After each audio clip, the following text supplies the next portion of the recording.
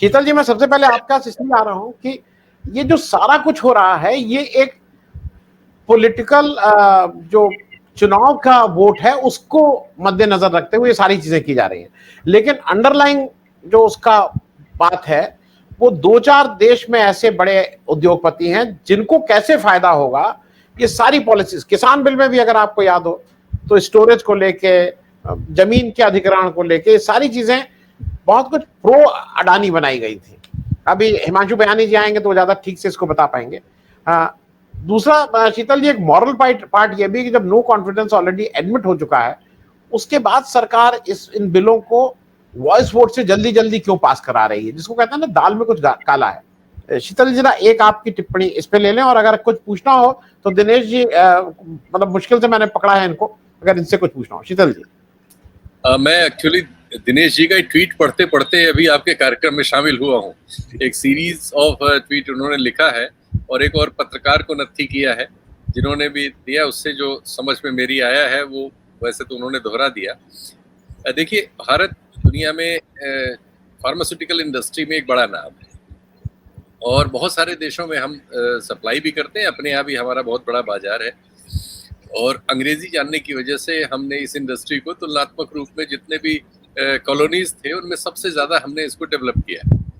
ये सही है कि रॉ मटेरियल अभी तक हम ज्यादातर आत्मनिर्भर नहीं है, बाहर से मंगाते हैं, लेकिन साथ ही साथ भारत जो है दुनिया में स्पूरियस ड्रग्स और ये मिलावटी और नकली दवा बनाने का भी सबसे बड़ा केंद्र है। और जो अभी WHO का आपने दिखाया, 2 देशों में कम से कम ये खांसी की दवा, एक सिरप इन्होंने भेजा था जिससे बहुत सारे लोगों की मृत्यु हो गई। और दुनिया में जो विकसित देश है, यूरोप है, अमेरिका है, यहाँ तक कि रूस भी, जिसमें बहुत से जगहों में हमारा एक्सपोर्ट होता है दवा का। मैं एक दवा बनाने वाली कंपनी से जुड़ा रहा हूँ एक लंबे समय तक, तो जानता हूँ। वो हमारे दवा बनाने वाले कारखानों का परीक्षण अपने हाथ में रखते हैं। वो भारत सरकार की परीक्षण प्रणाली पर विश्वास ही नहीं करते। उनके अपने स्टैंडर्ड्स हैं और भारत से अगर किसी को दवा वहां भेजनी है यहाँ बनाकर, तो यहाँ की कंपनी का परीक्षण उनके द्वारा निर्धारित एजेंसी अपने मानकों पर पहले करती है, उसके अप्रूवल देती है और उसके अप्रूवल का एनुअल और पीरियोडिकल चेक रखती है, तब जाके वो भारत से दवाएं खरीदते हैं। और भारत में तो सरकार ये भी नहीं करती कि उनसे ही सीख लेके कम से कम उस तरह के चेक एंड बैलेंसेस रखे जिससे यहाँ जो दवा बनाने वाले लोग हैं वो उन मानकों का पालन करें। मैं आपको बिल्कुल विश्वास से कह सकता हूँ, एक दवा कंपनी में लंबे समय तक कम से कम 2 दशक डायरेक्टर रहने की वजह से मैं आपको बता सकता हूँ, क्योंकि वो एक्सपोर्ट का ही काम करते थे, पश्चिम में ही करते हैं अभी भी। मैं जानता हूँ कि कई बार जब प्राइस वगैरह पर बात होती थी तो मैंने उनसे बहुत बार कहा कि आप भारत के टेंडर्स में हिस्सा क्यों नहीं लेते। तो उनके मैकेनिज्म ने प्राइस निकाल के हमको दिखाया कि अगर वो पैरासीटामॉल भी उन पैरामीटर्स पर अपने यहाँ बनाते हैं तो देश के सारे राज्यों में जो टेंडर जिस रेट पे होता है वो रेट उस मैन्युफैक्चरिंग कॉस्ट से 20-30% नीचे है। आप सोचिए कि एक दवा कंपनी जिसको मैं निदेशक की हैसियत से जानता हूं, मैंने खुद पूछा है और उनसे पूछा कि एक पैरासीटामॉल ही आप बता दीजिए, इतनी कॉमन जेनेरिक ड्रग है, ये आप क्यों नहीं बना के टेंडर कर सकते। तो उन्होंने प्राइस निकाल के मुझको दिखाया कि जिन मानकों पे वो दवा बनाते हैं उन मानकों पर पैरासीटामॉल बनाने की जो कॉस्ट है, उस कॉस्ट से 20-25-30% पे इंडिया में टेंडर होते हैं। तो आप सोचिए कि भारत में जो सरकारी अस्पतालों में और जनरल अस्पतालों में और मार्केट में जो दवाएं हैं उनमें किस हद तक मिलावट है या धोखाधड़ी है या वो टोटल नकली है।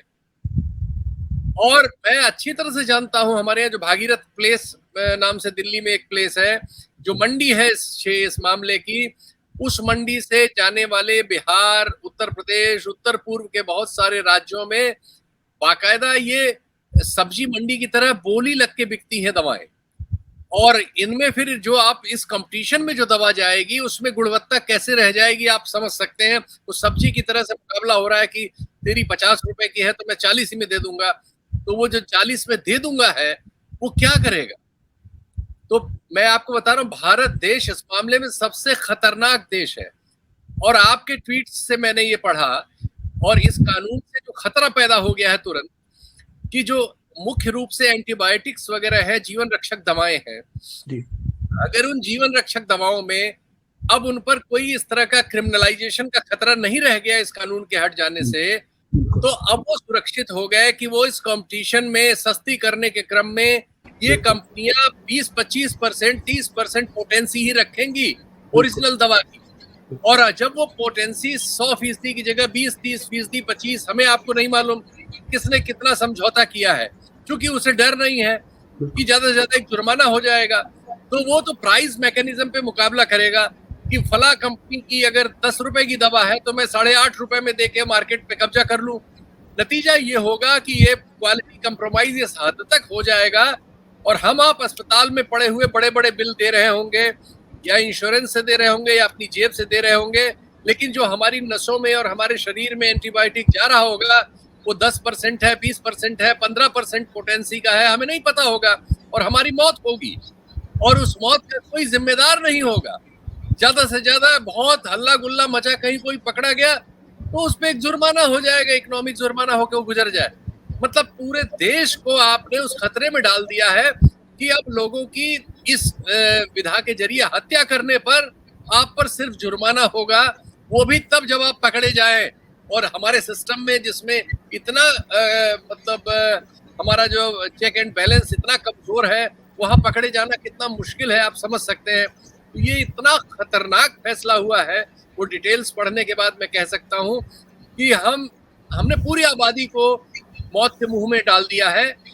अब इससे इनको क्या राजनीतिक और अदरवाइज फायदा है, बहुत मैं डिटेल नहीं कर सकता, लेकिन लॉबीज हैं, बड़ी बड़ी लॉबीज हैं, बहुत से इंडिविजुअल्स हैं, मुझे ये डिटेल्स अभी नहीं है हाथ में तो मैं झूठी कोई बात नहीं कहूंगा, लेकिन जितना पता है उसके अनुसार ये लॉबीज जो है अपनी पॉलिसी बनवाने के लिए बड़ी बड़ी मात्रा में पार्टियों को चंदे ऑफर करती हैं। तो अब हमें और किसी को ये नहीं पता कि इस मामले में कितना चंदा ऑफर किया गया है, लेकिन ये देश के लोगों की जान की कीमत पर किया गया है और ये फैसला बहुत खतरनाक है। शीतल जी, एक आपसे अंतिम सवाल और बहुत छोटा, ये जो लॉ का डर है, ये जो पुलिस सामने देखते थे भाई, अगर स्कूटर पे 3 लोग हम लोग बैठे रहते थे स्टूडेंट डेज में, तो एक उतर जाता था कि पुलिस का एक कांस्टेबल खड़ा है, उसके सामने से कम न गुजरे। अब जो एक चीज ये कह रहे हैं कि रेमडेसिविर का मैन्युफैक्चरर वेंट स्कॉट फ्री, वो डॉक्टर को पकड़ लिए। हमारे एक दर्शक कह रहे हैं साहब डॉक्टर को पकड़ लिए गनीमत है, उनका कहना है कि पेशेंट को ना पकड़ लिया कि तुमने ये दवा कैसे खाई। हमारे एक दर्शक कह रहे हैं मणिपुर में नहीं, और ये कभी कभी हंसी, मणिपुर में जिस व्यक्ति ने रिकॉर्ड किया वो जो हैवानियत हुई, इन्होंने उसको पकड़ लिया है और सुबह से शाम तक बोलना है हमने पकड़ लिया, आप सीबीआई को देंगे किसको। मतलब ये कौन देश है शीतल जी? आप I have no word to explain, मैं क्या बोलूं इसमें, कौन सा देश है कि किसको क्या पकड़ना है, किसको क्या कर रहे हैं ये, और ये केवल लॉबी है कि कुछ 2-4 मित्र हैं उनके बिजनेस को ठीक करने के लिए? तो देखिए मोदी जी एक तो ठीक है मित्रों के काम करते हैं, दूसरे उनके दिमाग में कुछ कल्पनाएं हैं, परिकल्पनाएं, वो जैसे 5 ट्रिलियन 7 ट्रिलियन थर्ड अर्थव्यवस्था और वगैरह वगैरह, इस तरह के जो उनके बड़े बड़े अपने सोचे हुए भौकाल। उनकी समस्या ये है कि आपने बिल्कुल सही कहा कि उनकी कंपनी जो है वो तो उस तरह के लोगों की है जैसे एक बूटलेगर उनकी पार्टी का अध्यक्ष है इस समय, लेकिन वो कांस्टेबल था। उनकी जो अपनी सर्किल है वो तमाम तरह की खुराफातों से सफल हुए, लेकिन एक सचमुच में ढंग से एक बेसिक स्ट्रक्चर से पढ़ लिख कर बड़े हुए किसी विचारवान व्यक्ति की नहीं है। वो समस्या वहां से आती है, वो बड़े लक्ष्य रखते हैं लेकिन उनको हासिल करने के जो मीन्स है वो हमेशा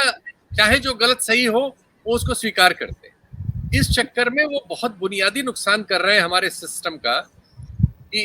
तो जो यूपीए 1 यूपीए 2 में बहुत सारे अच्छे फैसले हुए थे, आरटीआई भी उनमें से एक फैसला था। ये वाला भी फैसले का जो बताया अभी वकील साहब ने कि इसमें जो डेवलपमेंट हुआ था 2008 में हुआ था,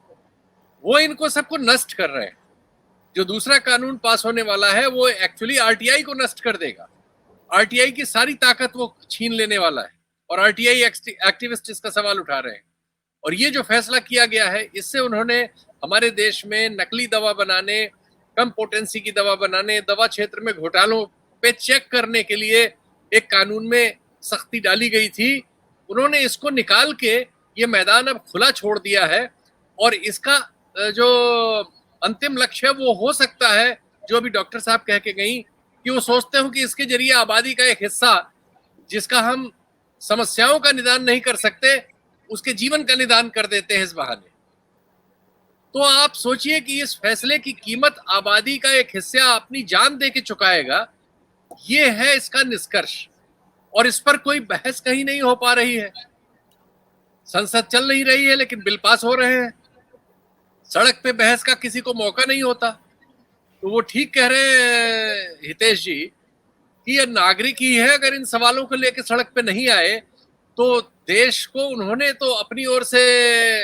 जहां डालना था वहां डाल दिया है, बहुत खतरनाक स्थिति में डाल दिया है।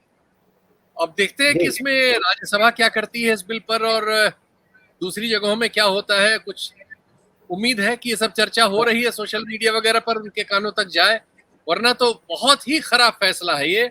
मतलब अफ्रीका वगैरह अपने यहाँ की कंडीशन सुधारने के लिए कानूनों में टीथ डालने की कोशिश कर रहे हैं, और हमारे देश में जहां टीथ डाले गए थे इसके लिए, वो टीथ निकाल के आप इसको अफ्रीका से भी खराब बना रहे हैं। तो ये सोचने से परे है, लेकिन ये रियलिटी है।